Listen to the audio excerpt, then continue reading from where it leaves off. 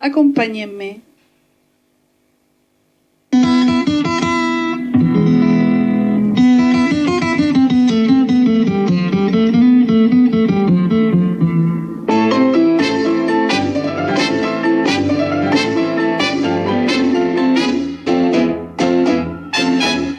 No sigas diciendo que un amigo tuyo y tu propia esposa mancharon tu hogar.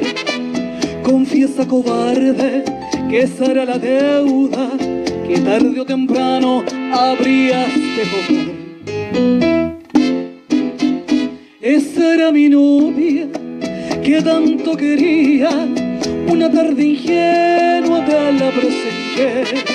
Sentiste envidia al verla tan linda, como siendo pobre yo la conquisté.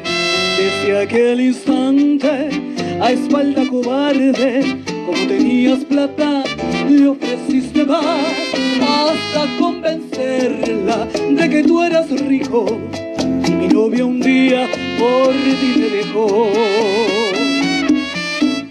Al cabo de un tiempo la hiciste tu esposa, con mi propia novia fuiste mi rival. Y yo seguí pobre, sin plata ni novia, mientras tú del brazo fuiste hasta el altar.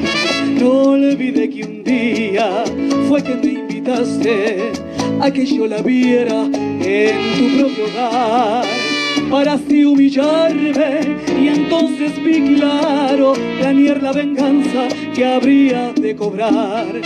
Al ver a tu esposa, la que fue mi novia, yo leí en sus ojos que no era feliz.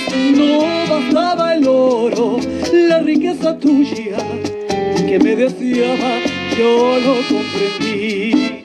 Volví por la noche cuando tú no estabas, y efectivamente mi plan no falló.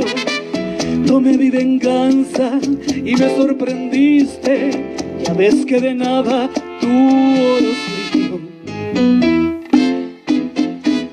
Ahora ya puedes seguir pregonando que yo fui el amigo que te traicionó. Búscala si quieres, que ya está cobrada, la deuda entre amigos saldada quedó. Tú no eres mi amigo,